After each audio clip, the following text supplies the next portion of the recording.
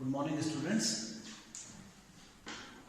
Pteridophytes का हमारा जो लास्ट मेंबर है टेरिस, उसके बारे में हम बात कर रहे थे और पिछले टर्म पे मैंने आपको बताया था। पहले हमने उसकी मॉर्फोलॉजी डिस्कस करी, फिर उसके बाद एनाटॉमी हमने शुरू किया। टेरिस जो कि फर्न है, बहुत बड़ा जीनस है और इसके अंदर बहुत सारे स्पीशीज पाए जाते हैं। उन बहुत सारे स्पीशीज में बहुत सारी वेरिएशन भी है, लेकिन जो मेन प्लांट बॉडी होगी बेसिकली वो रूट, स्टेम और लीफ में डिवाइडेड रहता है।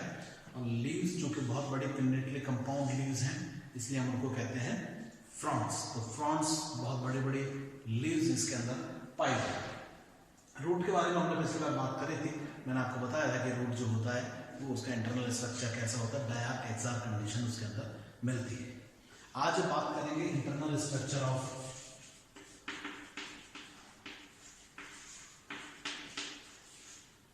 राइजोम। राइजोम का मतलब जो हमारा स्टेम है बेसिकली वो अंडरग्राउंड होता है। बहुत सारी स्पीशीज में ये जो स्टेम होता है, जो राइजोम होता है, ये क्रीपिंग होता है, जमीन के साथ साथ चलेगा और ब्रांच्ड होगा। कुछ स्पीशीज ऐसी भी है जिसमें ये अपराइट है और सीधा खड़ा होता है, लेकिन बहुत साइज में कॉम्पैक्ट होता है, छोटा होता है। तो एक स्टाउट सा स्ट्रक्चर ये बनाता है। क्रीपिंग भी हो सकता है और इरेक्ट भी हो सकता है, लेकिन उसी से फिर बहुत सारी लीव्स का फॉर्मेशन होता है, लीव्स बनती हैं, लीव्स निकलती हैं। और इन लीव्स के बेसिस पर आप देखेंगे आपको स्केल्स दिखाई देंगे और हेयर्स दिखाई देंगे, जिनको हम कहते हैं रेमेंटा। रेमेंटा भी कहलाते हैं। पीटीओल के बेस पे आप देखेंगे वहां पर आपको ये दिखाई देगा।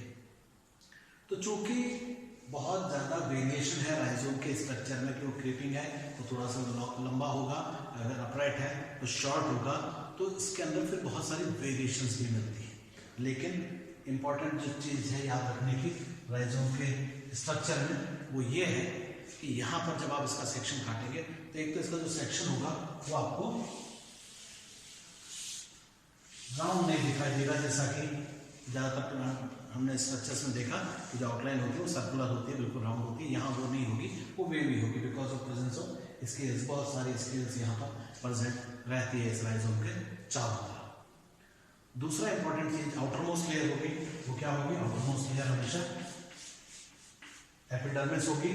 और ये जो एपिडर्मिस है, ये एपिडर्मिस कैसी होती है? क्यूटिनाइज्ड, मींस थिक क्यूटिकल इसके ऊपर चढ़ी हुई होगी। तो यहाँ पर आप देखेंगे आपको क्यूटिकल दिखाई देगी जो इसको कवर करके रखती है। तो outermost layer epidermis, cutinized, cuticle present होगी। अंदर का जो टिश्यू है वो हाइपोडर्मिस, ग्राउंड टिश्यू और स्टील में डिवाइडेड रहता है।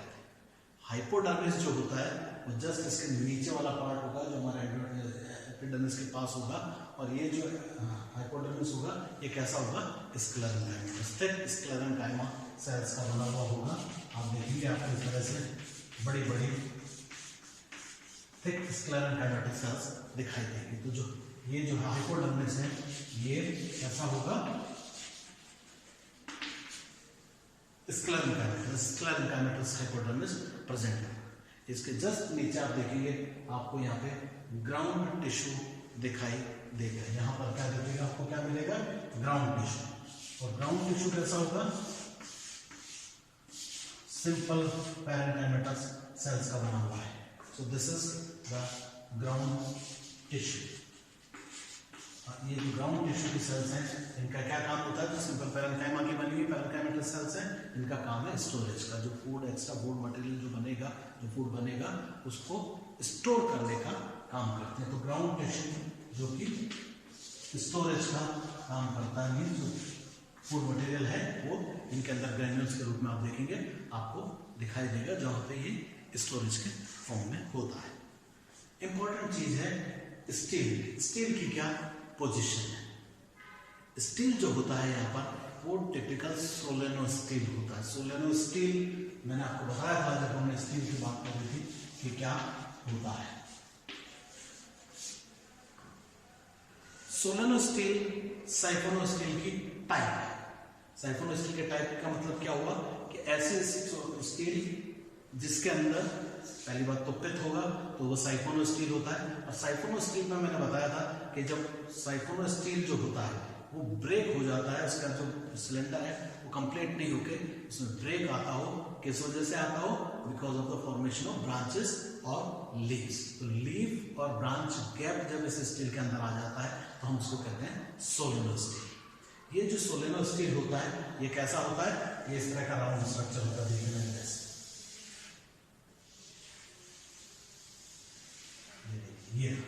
ये है solenostele. Solenostele means siphonostele with a gap. अब ये लीव की वजह से मैंने आपको बताया कि जो राइजोम होता है बहुत कॉम्पैक्ट होता है, छोटा सा स्टाउट सा होता है और बहुत सारी लीव्स निकलती है। और ये लीव्स कैसी हैं? मेगाफिलस। कंडीशन यहाँ पर क्या है लीव्स की? मैंने बताया था टेरिडोफाइट्स को हम दो ग्रुप्स में डिवाइड करते हैं, माइक्रोफिलस टेरिडोफाइट्स और मेगाफिलस टेरिडोफाइट्स। और ये माइक्रोफिलस और मेगाफिलस किस बेस पे बना रखा है? मैंने बताया था कि सिंपल अगर बोलने की बात करें तो माइक्रोफिलस का मतलब होता है छोटी पत्ती, micro means small, phyllous means leaf. ऐसे टेरिडोफाइट्स जिनमें पत्तियां छोटी होती हैं और मेगाफिलस मींस जिनके अंदर बड़ी होती है। आप कहेंगे सर किससे छोटी और किससे बड़ी? तो जनरली जब बोला जाता है तो ये बोला जाता है कि जब लीफ का साइज स्टेम से छोटा हो तो वो माइक्रोफिलस कंडीशन कहलाती है, और जब लीफ का साइज स्टेम से बड़ा हो तो उसको हम कहते हैं मेगाफिलस। लेकिन ये एक्चुअल डेफिनेशन नहीं थी। एक्चुअल डेफिनेशन मैंने आपको तब बताई थी जब हमने स्टील पढ़ा था। मैंने आपको बताया था कि जब लीफ के फॉर्मेशन की वजह से, लीफ के बनने से या आपका जो ब्रांच है उसके फॉर्मेशन से, उसके बनने की वजह से अगर मेन स्टील में ब्रेक आ जाए तो उसको कहते हैं मेगाफिलस कंडीशन। कि लीफ बनी, लीफ के बनने से जो हमारा मेन सिलेंडर था वो टूट गया। और देखिए ये लीफ गैप है, दिस इज लीफ गैप। और इस लीफ गैप के बनने से क्या हुआ? हमारा जो मेन सिलेंडर था उसमें गैप आ गया, ब्रेक आ गया।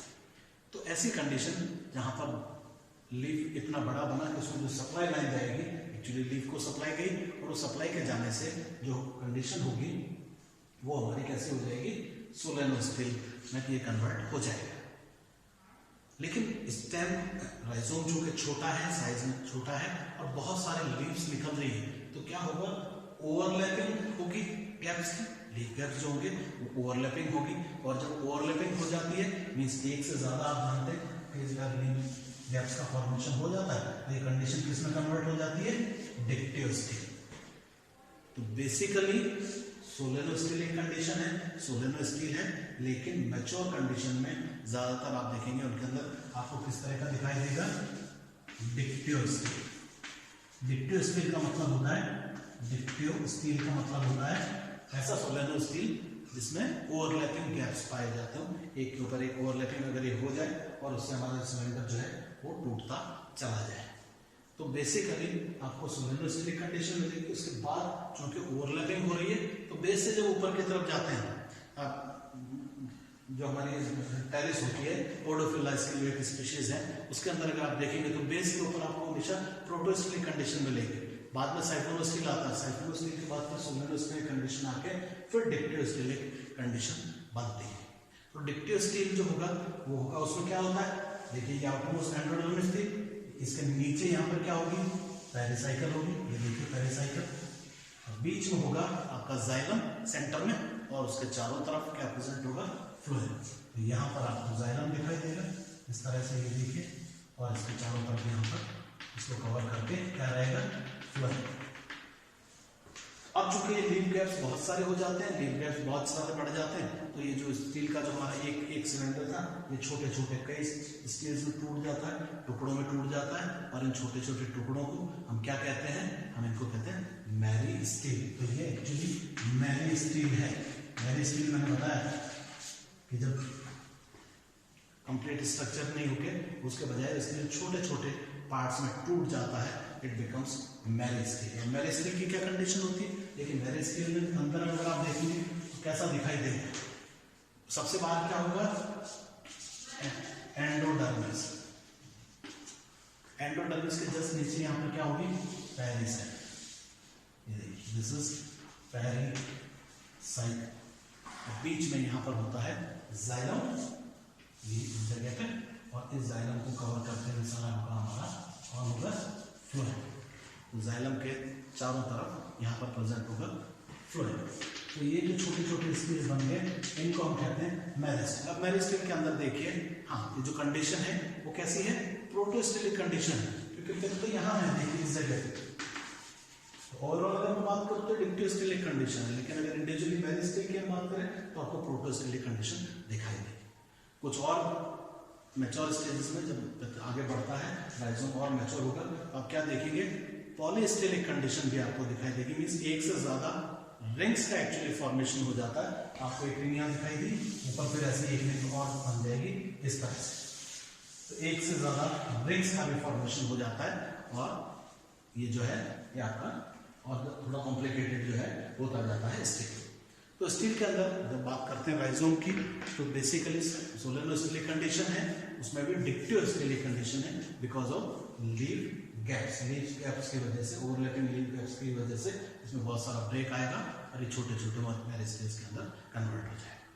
तो आंतरिक संरचना राइजोम की बात करें तो एपिडर्मिस, हाइपोडर्मिस, ग्राउंड टिश्यू और स्टिल, इन चारों के बारे में हमको बात करनी है। अगले लेक्चर में हम बात करेंगे जो हमारा एक और पार्ट रह गया लीफ, उसकी आंतरिक संरचना पढ़ेंगे और फिर रिप्रोडक्शन की बात करेंगे। Thank you.